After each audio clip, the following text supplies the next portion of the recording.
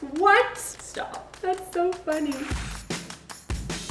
All right, who's ready for some food hacks? I found a bunch, and when I mean a bunch, I found so many. So I had to narrow it down. I think I found some interesting ones that we can test out. We can see if they actually work, because my TikTok right now is so full of like berry hacks, ways to keep your vegetables from staying wilted if they've wilted, or how to use fruit before it goes bad. Like just a ton of that kind of stuff, because we're getting into like summer season, and at least around here, that's the only time that fruit and vegetable is any good. Unless you're counting pomegranates or clementines. If you know, you know. So we're gonna start with a way of reviving some of your vegetables, and that is sticking them in a bath of cold ice water, which I know would revive me, but also anger me a lot. I know that's the thing now. Don't people get like, they have like cold tubs and they keep them outside, and then they like get into a cold tub for like 3 to 4 minutes to like, I don't know, revive selves? I've tried that, by the way, just as an off note. Not the tub. I went into a cold shower, and you breathe differently in a cold shower, I tell you what. So this is a piece of celery that is a little bit wilted. It's kind of bendy. I also have a carrot here, which also has some give to it, not as much crunch as one hope. You can kind of see that, hopefully. It's a little bendy. So I'm gonna dunk it into my ice water. Maybe you missed the last video, but my camera went berserk, and now we have vlog camera, star of the show, so that you know, it stops pointing over here and be like, what's over here? A golden retriever. But anyway, she's getting fixed. So instead, we're bringing in where's my phone? So now you can see that my water is icy, and we are putting in the vegetables. Like so. And they need to sit in here for about 15 minutes, so I'm gonna set a timer. Okay, now we're gonna try one that I've never heard of before, and I can only think of very few instances where this would prove to be very useful, but when it is, it's very useful. And that is separating the yolk and the egg. Like picking up the egg yolk. Now normally I just do the whole like cracking it and like you just like weave it between the two shells, hope for the best. But no, there's a hack for that. So we're gonna start by cracking 2 yolks, because we're gonna do it with the hack and without, and I'm gonna see if it actually makes a difference. 1, 2. All right, now we have clean hands, and I'm gonna do it without the hack first. And I'm just gonna scoop out the egg yolk. Oh, it's so slimy. Get off of there. All right, that wasn't so bad. I have it in my hand. Ta-da! Oh, don't do that, Rachel. Okay, so that, I mean, wasn't, again, not that bad. Back in you go. Washing hands again. So now for this one, the hack is to rub your fingers with garlic. Just a regular garlic clove. And then try and pick up the egg yolk, and it's gonna be miles easier. I don't know what was so difficult about that, but I don't know. Maybe it is hard in batches. I don't know. Honestly, I didn't know it was gonna be that easy just to like scoop it up myself. I thought it was gonna be a lot more difficult. Okay.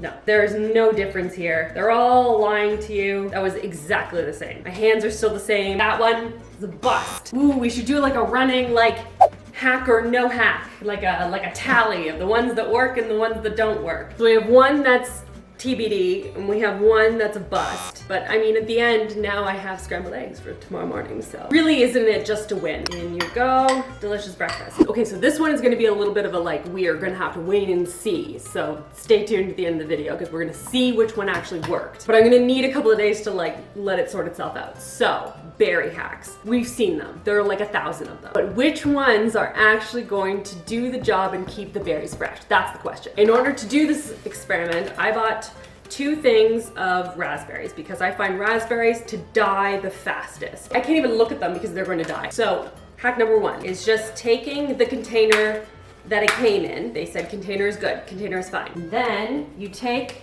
a paper towel, put it over top like so, then you close it up, reseal it, and flip. That way any of the water that may be accumulating on your berries is going to sink into the paper towels and not create a beautiful breeding ground for mold. That is number 1. That's gonna go in the fridge. The second one, so this one I'm going to be testing with one of those vinegar washes. So basically it's like a 1 part vinegar to 10 parts water kind of thing that you soak your berries in, depending on what berry, is gonna depend on how long. And then you're going to not rinse it afterwards. That's the interesting, but you don't rinse it off. And then you put your berries away, and they're gonna last forever is the general sense I get. But they say container is bad. Bad container, don't put it in. So I have these little like fruit saving containers, but I don't want this to like skew the results. So I have another container, and so I'm going to do it unwashed in one and then washed in the other because I'm nuts. Listen, I don't want you to have bad berries this summer. I don't. We can't allow it. This is normally what I keep my fruit in, so I'm curious to see how much fresher the vinegar wash, like what kind of a difference that makes. Because it's supposed to like just kill the bacteria that would cause mold to grow, is sort of my understanding. Close it up. Actually not number 2. I need to label this. Labels are important. My handy label maker. I just happen to have my label maker. It's not actually a label maker. I just love that line. I don't write it down. I'm gonna forget what day I actually did this, and we bought them yesterday, like last night. So they're really fresh. No rinse. This is just self-explanatory. I don't need to label that one. These are, by the way, they're on my Amazon, I don't know what it is, store thing. If you want some good labels, they're just Amazon dissolvable labels. They're amazing. Love them so much. Okay, now these guys, we're gonna do our like little concoction. Oh, that's our timer. I was just about to get the vinegar out and ready. Let's see what our veggies look like. Okay, I mean, it's still bendy. Don't get me wrong, still bendy. Is it just that it's now cold? It did snap. I don't know. How do we feel about that? It's less bendy than it was before. I will say that. It is less bendy and it did snap. It has a little bit of crunch. Definitely crunchier. You know what? I call that a win. I call that a win. So now for the berries. Because I have such a small amount, I'm only going to do, it's 1 to 3 in terms of the ratio. I'm going to do half a cup to 1.5 cups. Because again, there's so little. Half a cup of vinegar, and then, haha, look at me go. And 1.5 cups of cold, now it's gonna be real cold water, just taking it from the, the vegetable one. And we're going to dump our berries in, like so. We're gonna give them a good swish. And we're gonna let them hang out there for not very long. Like they said around, like I saw a bunch of different places, some said 3 minutes, 5 minutes, 10 minutes for berries like this, like blackberries, raspberries and stuff, err on the shorter side. So I'm gonna go with 4 minutes. And then we're gonna take them out and pat them dry so they're like really, really dry. Put you over there. And while that does its thing, we're gonna do like a really fast one, see if we can get it done in 4 minutes. And that is a unique way of getting a head of lettuce ready for chopping, I guess. And it's basically, it's like a slam it on the table method of like pulling the inside out. Best way I can describe this. So I'm going to, I'm scared I'm gonna like ruin this lettuce. They basically like went like that and then I'm gonna ruin this. Christopher? Yes? Could you please whack this lettuce on the table? It has to do weirder things. Apparently, if you whack it really solidly on the table, you can pull out the middle part. I don't know why this is easier than just... Like its side? No, like that. This? Yeah. And then pull out the middle part. Kind of. That did pull it out, yeah. Yep. And then you could just like tear it, I guess. I guess, yeah. Just kind of get off what was missed there. Yeah, you grow it from this. Garden talk. Somebody help me. I think so. Like I think if you cut, like this is... You probably have to chop that, off, yeah. But like, probably? Do you have a vote on which of these is going to be hold the raspberries the longest? Okay, what do you do? Okay, so no rinse, just regular from the thing, but it's in the saver. Right. Then this is just flipped over with a paper towel, which we have done before. Yeah. And then this one is in a vinegar water rinse. It's supposed to kill any of the spores, mold spores. Sure. And then you pat it real dry, and then I'm gonna put it in one of these things because they don't like the plastic containers. Right, yeah. So then we're gonna see in a couple of days. It's supposed to make it last a week long. So this lasts longer than just this. I know we've done that Yeah, before. for sure. That does work, but not much better. But how does it compare to this? This works really well with berries because like there's so much you know, surface area and little crevices and nooks and stuff like that. I feel like getting it completely dry is impossible. Especially for raspberries. Right, so I'm gonna bet this. Okay, stay tuned. It's not a bad idea. Yeah, I think so. Thank you very much for Hitting lettuce. hitting my lettuce. I don't know how to say, just destroying my lettuce. Much appreciated. Oh, perfect timing. I'm going to drain out our raspberries here. I'm just gonna lay them out on here like that. I'm gonna pat them dry and then I'm gonna like let them actually dry. And I feel like you have to do this right away for things like raspberries because if you wait if I waited another day, these would be starting to go. And they're just not as easy to pat dry otherwise. I'm gonna let you guys dry over here on a new paper towel. I feel like this step is a lot easier if you have strawberries or blueberries. That's gonna work a lot better. So I'm very curious about this. All right, next one's a weird one. And apparently you can peel off a potato using a scrub daddy. And like the scrub daddies are pretty bristly. By the way, I got this from the dollar store around here, but like look how thin it is. And this was expensive, so I don't know if anyone had heard like, oh, you can buy scrub daddies at the dollar store. Yeah, they're thin and also not $1. So I'm gonna see if it's actually going to do it and if it's going to ruin this, or can I just like put it in the dishwasher and clean it, or like clean anything, because it does clean off pretty well. So that's what I'm curious about. What? Stop. That's so funny.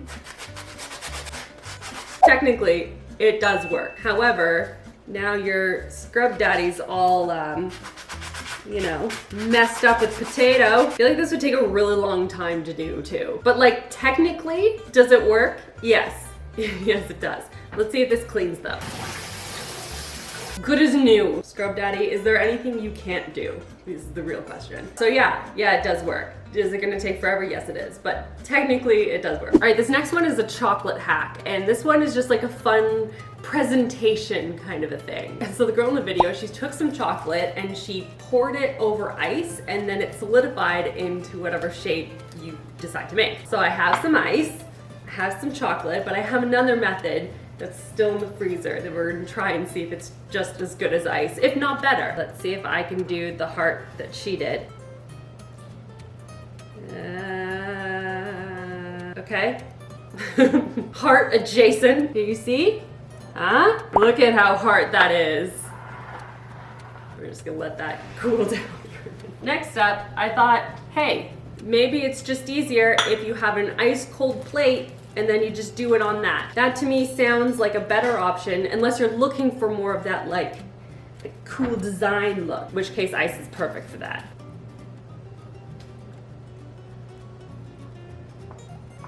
Now we're gonna also let that cool down. See if it does cool just like out here, because this is already, it's not quite set. I'm gonna give it a minute. I mean, it looks set, but it doesn't feel set. So while that does its thing, I wanna go on to one that I actually started working on this morning because she needs a while in the oven. Kind of a cool idea. It's basically if you are starting to notice that your lemons, your limes, citrus fruits in general are starting to go, instead of pitching them or composting them or anything, you can slice them up and then dehydrate them in the oven, and then they make a really cool garnish for like a drink or mocktail. And I thought that was like very summery, so I'm putting it to the test. So this morning I had a couple of different fruits on hand. I had some lemons, orange, as well as a grapefruit, and I thought we could kind of see which one like looks the best. So I put them out on a tray and they've been in the oven at 195.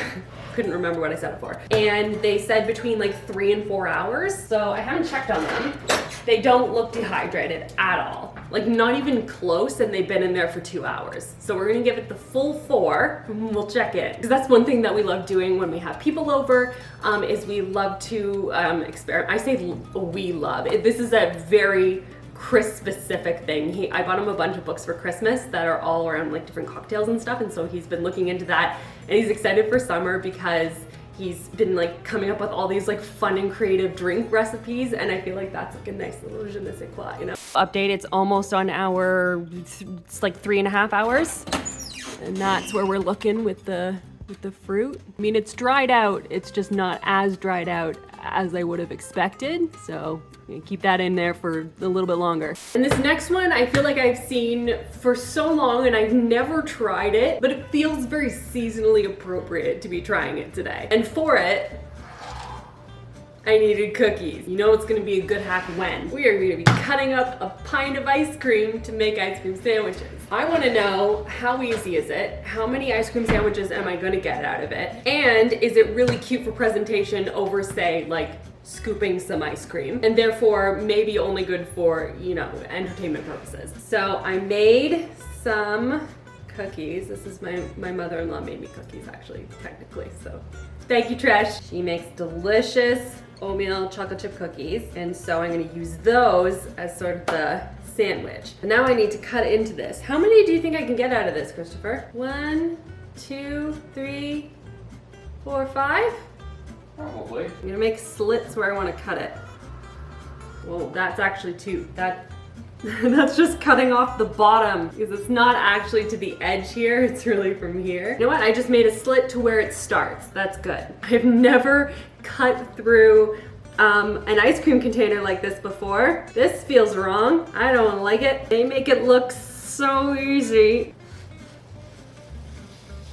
Okay, I've always wanted to see what it looks like in the middle though. Ta-da! I don't know why, but that really amuses me. Lobbed it straight down the middle. Actually, you know what? That'd be an interesting way of serving it too. You know, have one for now and one for later. Smaller, but then you don't have to put it into a thing. Anyway, that's not what today's hack is about. Okay, so I've managed to cut it into 4 pieces. The top one being fairly thick, unfortunately. It's a little bit harder to like portion control. I bet I could get that into another one, but I'm not going to try. None of them are the right size either. Like I overdid the size of the cookies because I'm like, they gotta be big. They gotta be big enough to put the ice cream on, but I went too big. The sandwich size, it's not quite the right proportion, but I did again make the cookies just ginormous.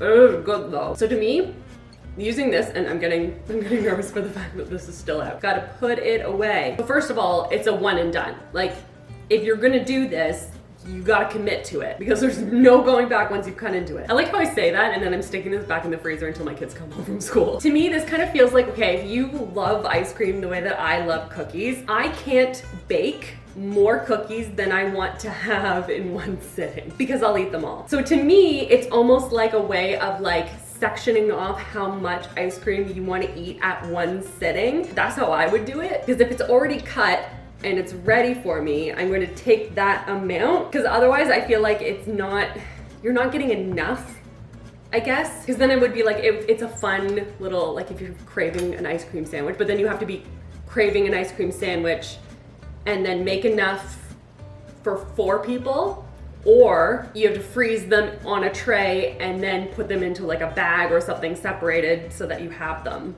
there. But if you're gonna do that, like might as well just scoop ice cream, right? So I mean, is it fun? Yes. Did it actually work? Yes. Is it cost effective? No. But like you could totally do this with like a scoop of ice cream and like smush it down and flatten it, you know? 10 out of 10 do recommend it though with the homemade cookies. It just gives it like that little extra oomph, and I would say that this is better than like a store-bought cookie. I mean, obviously it's better than a store-bought cookie, but you know what I mean. And I almost forgot about the chocolate. I put it back in the freezer just to let it fully set, and we're gonna see, because I tried to make it as thick as hers, and I just wanna see if I can get it off of the ice, which I'm now realizing may not happen for me.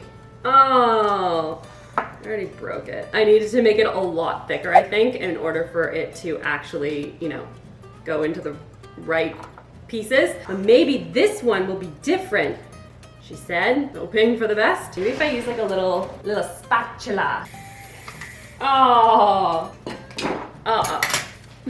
Yeah, no, I needed to make it a lot thicker, and I should have done it on, you know what I should have done? I should have done it on parchment paper, not on a plate. What was I thinking? I mean, it's still chocolate, but it's just, it's not as artful as I was hoping. So now we're gonna skip ahead to when the fruit is done. These took 8 hours. 8 hours in the, like a low temp oven to get to this point. Honestly, the nicest ones are probably the grapefruit and the orange. Lemon doesn't really look that good, but I mean, they're pretty. It's a good way to use fruit if it's about to go bad. It just takes a really long time. I mean, hopefully that worked. I don't know at this point. And now on to the true test of the berries. Did they last?